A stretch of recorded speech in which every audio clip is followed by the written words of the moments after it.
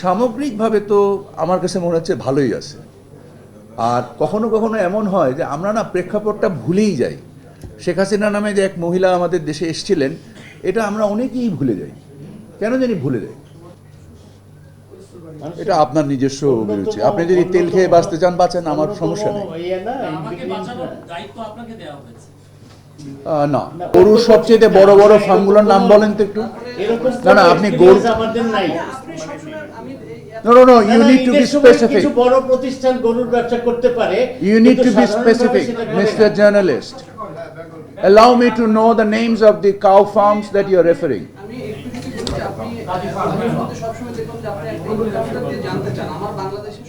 আমার কি জানার অধিকার নাই? সেটা আপনি জানবেন মাননীয় উপদেষ্টা। আপনি অসত্য তথ্য দিলে আমি আপনার কাছে আপনি 100% অসত্য তথ্য বলছেন। আপনি বলছেন বাংলাদেশের গরুর খামার বড় বড় গরু খামারি দ্বারা নির্দিষ্ট। না, আপনার এই কথা সত্য নয়, 1 নাম্বার। 2 নাম্বার হচ্ছে বাংলাদেশের ডিমের খামার বেশ কিছু বড় বড় খামারি মানে পোলট্রি কোম্পানির সাথে সংশ্লিষ্ট। আপনার এই তথ্য সঠিক। বাট এই বাংলাদেশে প্রতিদিন কত ডিম চাহিদা কি আপনি জানেন? বাংলাদেশে প্রতিদিন 5 কোটির উপরে ডিমের চাহিদা। আপনারা যখন তথ্যগুলো সন্নিবেশ করবেন, দয়া করে অনুসন্ধান করবেন, যে বিষয়ে আমি আপনাদেরকে সবসময় অনুপ্রাণিত করি। বেঙ্গল মিট বাংলাদেশের 0.101% মার্কেটও রিপ্রেজেন্ট করে না। ইউর রাইট, মানে 0 তারপরে 100টা শূন্য তারপরে 1 দিলেও ও বাজারকে প্রতিনিধিত্ব করে না। আচ্ছা, আমরা মুরগির যে ছোট ছোট খামারি, ফিডের যে মূল্য, এটাকে সমন্বয় করে আমরা মনে করি যে এই ছোট ছোট খামারিদেরকে টিকে থাকার স্বার্থে আমাদের মুরগির ডিমের দাম হয়তো আর কমানো উচিত না। হ্যাঁ, যখন 180 টাকা ছিল তখন এটাকে বাণিজ্য মন্ত্রণালয় নিয়ন্ত্রণের উদ্দেশ্যে 29 কোটি ডিমের আমদানি অনুমোদন দিয়েছিল। আমদানি হয়েছিল সম্ভবত 11 লক্ষ ডিম, যেটা বাংলাদেশের কনজামশনের মেবি 10 থেকে 15 মিনিটের কনজামশন। সাথে সাথে ডিমের দাম কমে এসেছিল 180 টাকা থেকে 145 টাকা 50 টাকা, যেটা আজকে বিক্রি হচ্ছে 120 টাকা। We want to sustain that. এর নিচে কস্টিং হয় না। এর নিচে কস্টিং হয় না।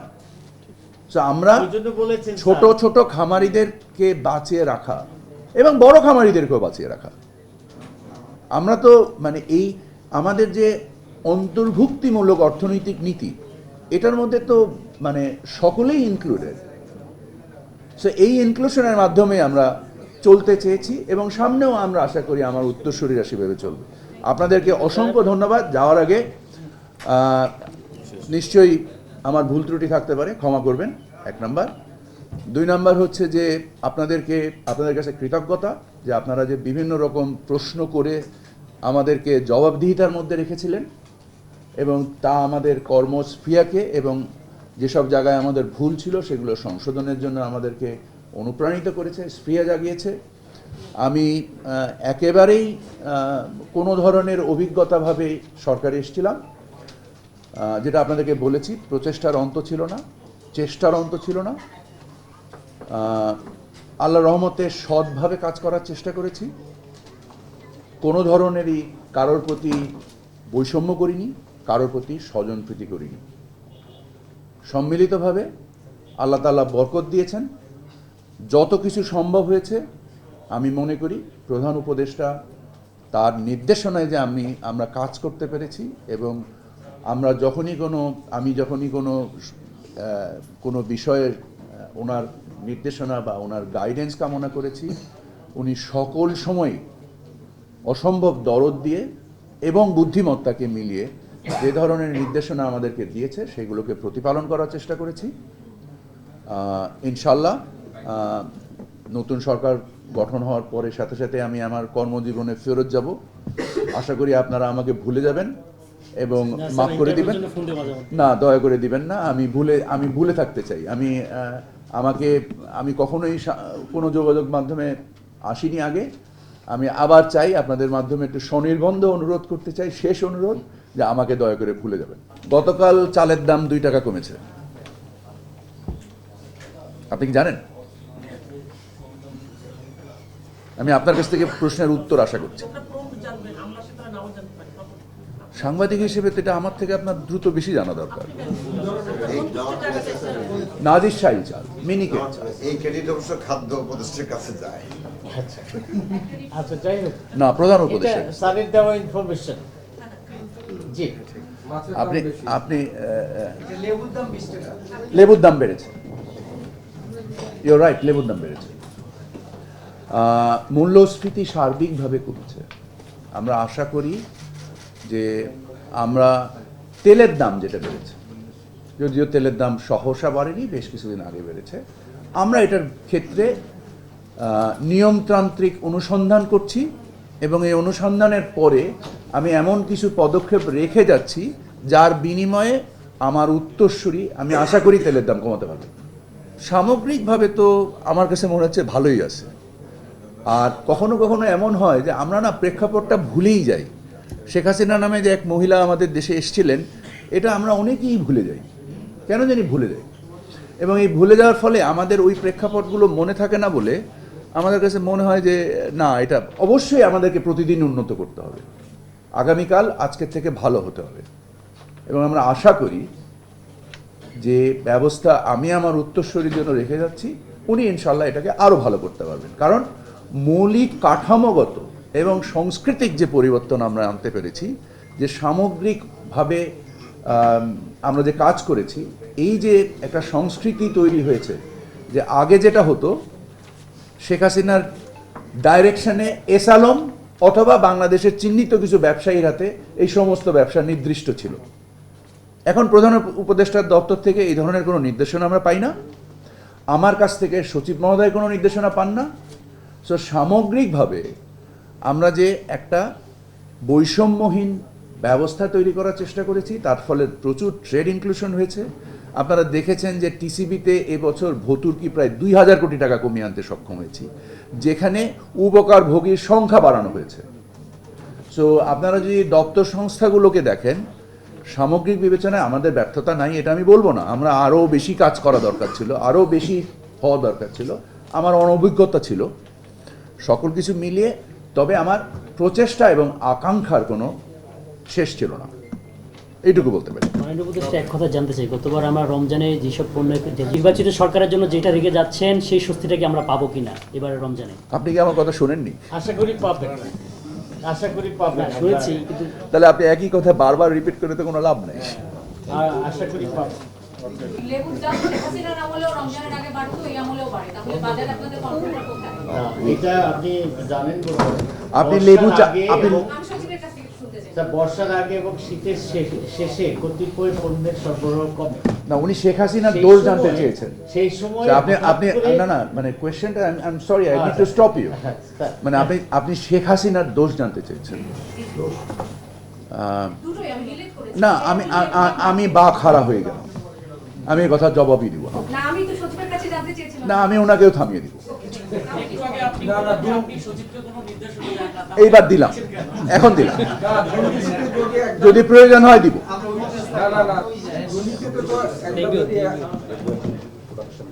আমি অস্বীকার করছি না যে লেবুর দাম বেশি, এর মানে এই না যে আমি অস্বীকার করছি।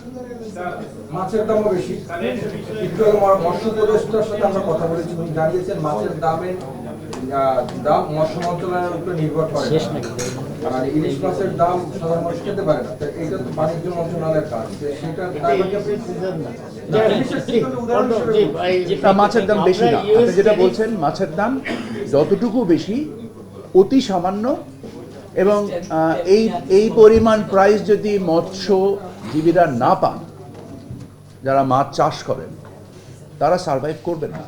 কিছু কিছু জিনিসের পণ্যের দাম কমুক এটা আমি চাই না, আলুর দাম কমুক এটা আমি চাই না, ডিমের দাম আরও কমুক এটা আমি চাই না, এটা আমার লক্ষ্য না। কারণ আমাকে তো সামগ্রিক অর্থনীতির বিবেচনায় আমার চাষিকে বাঁচাতে হবে। আমি সব জিনিসের দাম যে হু হু করে কমে যাক, of course that I don't want. উপরেরও যেরকম একটা থ্রেশহোল্ড থাকা উচিত, নিচেরও একটা থ্রেশহোল্ড থাকা উচিত। আমার মনে হয় স্যার, ইউএস ট্যারিফের উপরে প্রশ্ন যেহেতু আসছে না, আমার মনে হয় আমাদের পারপাস শেষ হয়েছে। আপনি করতে পারি, আপনি যে শেষ কথা বলে শেষ করেন। ঠিক আছে, গরুর মাংসের দামটা কোনোভাবেই আমরা গরু মাংস গরু কি গরু, আপনি কি বলবেন? বাণিজ্য সচিব চেষ্টা করেছেন গরুর দাম কমানোর জন্য, পারে না। কিন্তু এটা আমদানির মাধ্যমে গরুর দাম অনেক কমানো সম্ভব, কিন্তু এটা সরকার এগ্রি করেন না। কারণ প্রাণী সম্পদ মন্ত্রণালয় না, কি করে? শুধু তাই না, সরকারই এগ্রি করে না। বিকজ দেশীয় খামারকে ক্ষতিগ্রস্ত করে আপনি গরুর গোশত একটু কম খেতে পারেন, বাট আমার দেশীয় খামারিদেরকে বাঁচিয়ে রাখতে হবে। তো আমি যদি ব্রাজিল থেকে আধা দামে গরুর গোশত আনতে পারি, দরকার নেই আমার খাওয়া। মূল্যায়ন করার খুব একটা সময় পাইনি, কারণ এখনো কাজ করছি। আর মূল্যায়ন করার জন্য আপনারাই যথেষ্ট, আপনারা নিজেরাই মূল্যায়ন করবেন। আর দ্বিতীয়, টিআইবি যদি বলে থাকে যে বাংলাদেশের ধাপ একটা নেমেছে, এটা আমি আপনার মাধ্যমে এখন জানতে পারলাম। এটার উপকরণগুলো সম্বন্ধে আমার কোনো ধারণা নেই। আর দুর্বৃত্তায়ন বা দুর্বৃত্তদের বিরুদ্ধে সরকার সামগ্রিকভাবে কাজ করেছে। আমাদের মন্ত্রণালয়, যে মন্ত্রণালয়গুলোতে আমি নিজে ব্যক্তিগতভাবে কাজ করেছি, আমি আশা করি যে এখানে দুর্নীতিমূলক কর্মকাণ্ড হয়নি। আমরা যথেষ্টভাবে নিজেদের কর্মে নিয়োজিত ছিলাম। আপনারা দেখছেন যে কাজগুলো আমরা করেছি, এই কাজগুলো যদি আমরা সৎ উদ্দেশ্য নিয়ে এবং পরিশ্রম যেটা করেছি, আমরা কালকে রাত 12টার পরে বাসায় গিয়েছি। সো উদ্দেশ্য কাজ, তো আমার এর বেশি কিছু বলার নেই। আমার মনে হয় যে বাজারের শৃঙ্খলায় প্রকাশিত হয়েছে, বাজারের মূল্যমানে আমাদের কর্মকাণ্ড প্রকাশিত হয়েছে। গত রমজান থেকে এই রমজান আমরা বারবার বলে এসেছি যে, এখনও আবার বলছি যে আগামী রমজান ইনশাল্লাহ গত রমজানের থেকেও ভালো হবে। আপনারা দেখেছেন যে আমি যদিও মূল্যায়ন করার মতো কোনো কিছু প্রস্তুতি নিয়ে এখানে আসিনি, বাট খুব সংক্ষিপ্ত আকারেও যদি বলি, যেমন আপনারা দেখেন যে খুবই অবহেলিত একটা সেক্টর চা। সো বাণিজ্য মন্ত্রণালয়ের খুবই যৌক্তিক মানে কর্মকাণ্ডের সমষ্টির বিনিময়ে বহু বছর পরে চা শিল্পে কিছুটা হলেও প্রাণ ফিরে এসছে।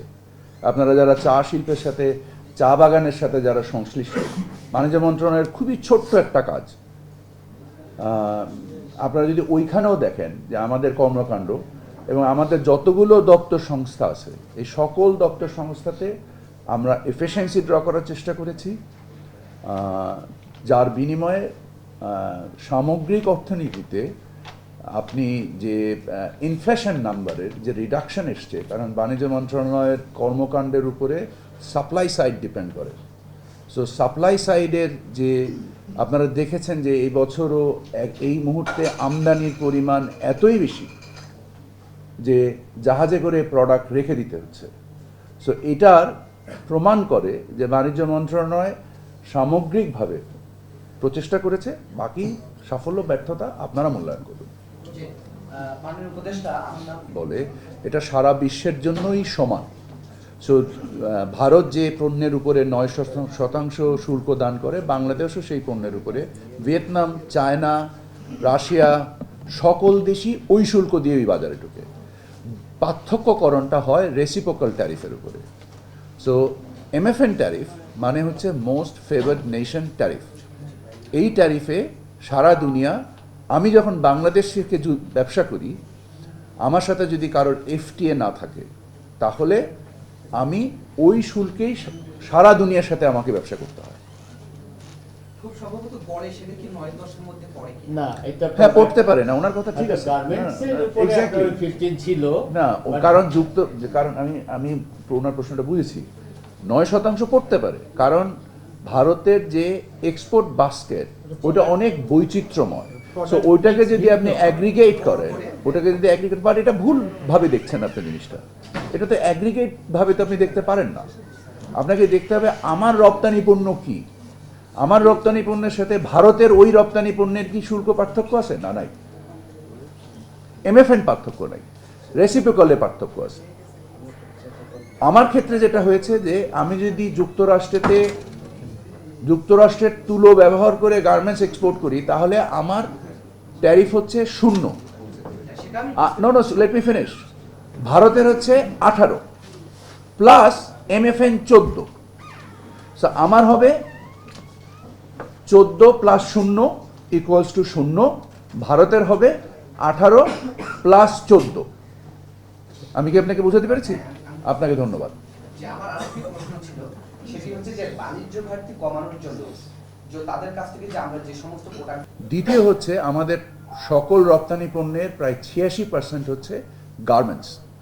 এই গার্মেন্টসে আমাদের বাণিজ্য সচিব এবং আমাদের সকল টিমরা মিলে আমরা যদি যুক্তরাষ্ট্রের তুলো ব্যবহার করি, সেই তুলো দ্বারা প্রস্তুতকৃত যে গার্মেন্টস আছে সেই গার্মেন্টস যুক্তরাষ্ট্রের বাজারে শূন্য রেসিপ্রোকাল ট্যারিফে যুক্তরাষ্ট্রের বাজারে প্রবেশাধিকার পাবে।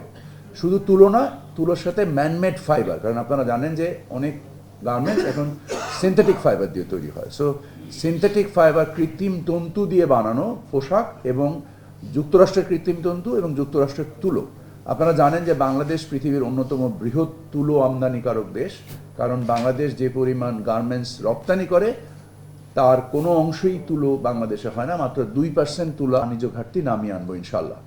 সো আমাদের প্রাথমিক হচ্ছে যে শূন্য শুল্ক এবং অ্যাট দ্য সেম টাইম আমাদের যে জেনারেল এক্সপোর্ট, আমাদের বাকি যে 14-15% এক্সপোর্ট, এটার উপরে 19%, আমাদের 85 বা 86% এক্সপোর্টের উপরে আমাদের শূন্য শুল্ক শূন্য, এবং 14 থেকে 15% রপ্তানির উপরে শুল্ক হবে 19%।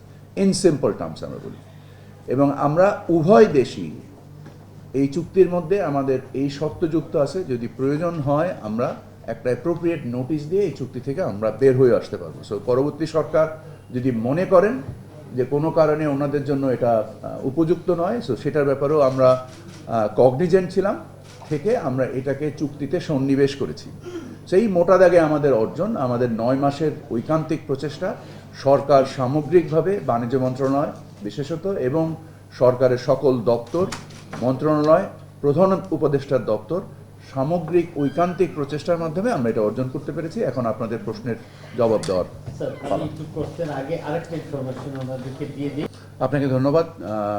আপনারা বাণিজ্য সচিবের কথায় শুনতে পেরেছেন যে আমি যেটাকে 86% শুধু গার্মেন্টস বলেছি, উনি শূন্য শুল্কের আরও বেশ কিছু পণ্যের যে কথা বলেছেন, pharmaceuticals, boards, plywood, furniture component. এর ফলে আসলে আমাদের যে 19% শুল্ক, এটা আমাদের 10% পণ্যের ক্ষেত্রে হয়তোবা প্রযোজ্য হবে। এছাড়া বাকি 90% পণ্যের ক্ষেত্রে আমাদের শুল্ক ইনফ্যাক্ট 0। এর ফলে যেটা হবে সেটা হচ্ছে আমাদের, আপনারা জানেন যে পৃথিবীর সর্ববৃহৎ অর্থনীতির দেশ হচ্ছে যুক্তরাষ্ট্র। সে $36 ট্রিলিয়ন একটা ইকোনমি। এই $36 ট্রিলিয়ন ইকোনমির যে আমদানির প্রয়োজন, সেখানে আমাদের রপ্তানির অপার সম্ভাবনা তৈরি হবে। দ্বিতীয়ত, আমাদের যে আমদানির ক্ষেত্রে আমরা যে প্রতিশ্রুতিগুলো দিয়েছি, যার মধ্যে কৃষিপণ্য, এগুলো সবই আমাদেরকে আমদানি এমনিই করতে হয়। আপনারা জানেন যে বাংলাদেশ প্রায় $15 বিলিয়ন খাদ্যপণ্য বছরে আমদানি করে। শেখ হাসিনা যে আমাদেরকে বুঝিয়ে গিয়েছেন যে আমরা খাদ্যে স্বয়ংসম্পূর্ণ, এই কথাটা যে কত বড় ভুল, তাতে প্রমাণিত হয় যে $15 বিলিয়ন আমাদের গম, আমাদের ভুট্টা, আমাদের তেলবীজ এবং বিভিন্ন ধরনের কৃষিপণ্য আমাদেরকে আমদানি করতে এমনিই হয়। আমাদের এই জনসংখ্যার জন্য এই খাদ্যপণ্যের প্রয়োজন আছে। আমরা চিনি আমদানি করি। সো এই যে আমদানি, এটা আমরা যুক্তরাষ্ট্রভিত্তিক আমদানি করার মাধ্যমে আমাদের যে বাণিজ্য ঘাটতি আছে এটা তাৎপর্যপূর্ণভাবে কমবে বলে আমরা মনে করি। একই সাথে আমাদের রপ্তানি বাড়ার সম্ভাবনা যথেষ্ট, কারণ এই ধরনের ট্রেড ডিল পৃথিবীর খুব একটা দেশ কেউ পেয়েছেন কিনা আমার ইনফ্যাক্ট জানা নেই। আপনারা সাংবাদিক, যেহেতু আপনারা অনুসন্ধানী কার্যক্রম করেন, আপনারা আমার থেকে আরও ভালো বলতে পারবেন। স্যার, আমি একটু নিশ্চিত করে স্যারের সাথে একটু যুক্ত করি। আমার জানা মতে এই যে জিরো ফরওয়ার্ড, মানে কটন ফরওয়ার্ড ইয়েতে 0 যুক্তরাষ্ট্রে। আপনারা জানেন যে যুক্তরাষ্ট্র প্রায় $340 বিলিয়ন পোশাক কনজিউম করে। এখন শূন্য শুল্ক সুবিধা আমরা পেয়েছি শুধুমাত্র, আর কেউ পায় না আমার জানা মতো। অন্য দেশ যারা রপ্তানি করে, শুল্ক ফেস করে, তারা তো বাংলাদেশে এসে বিনিয়োগ করবে। আমাদের তো মনে হয় যে আমরা যদি তুলা আমদানি করে শুধু পোশাক রপ্তানি করতে পারি, তাহলে তো বিদেশি বিনিয়োগ আমরা পাবো এবং আমাদের শুধুমাত্র গার্মেন্টস সেক্টরেই রপ্তানি অনেক বাড়বে। এটা আমাদের আমি শুধু বাণিজ্য সচিবের সাথে আরেকটা কথা অ্যাড করতে চাই যে এর মাধ্যমে যে আমাদের শুধু গার্মেন্টস ইন্ডাস্ট্রি উপকৃত হবে তা না, আমাদের টেক্সটাইল, স্পিনিং, উইভিং সেক্টর মারাত্মকভাবে লাভবান হবে, কারণ আমাদের এখানে ডাবল স্টেজ ট্রান্সফরমেশন হবে, 2 ধাপে এই ট্রান্সফরমেশনটা হবে। সো আমাদের এটা শুধু গার্মেন্টস ইন্ডাস্ট্রির জন্য সুখবর না, এটা আমাদের টেক্সটাইল ইন্ডাস্ট্রি ইন জেনারেলের জন্য সুখবর। আমার একটা প্রশ্ন আছে, সেটা হচ্ছে যে